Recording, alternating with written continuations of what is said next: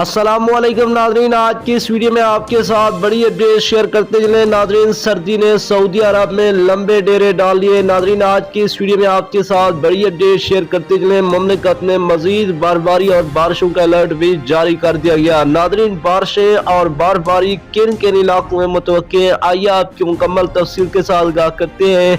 इससे पहले अगर आपने अभी तक हमारी वीडियो को लाइक नहीं किया तो वीडियो को लाइक कर दें। चैनल पर पहली मरतबा विजिट करें तो चैनल को सब्सक्राइब करके साथ लगे बेल आइकन को भी प्रेस कर दें ताकि आपको ऐसी इन्फॉर्मेटिव न्यूज़ वक्त पर मिलती रहे।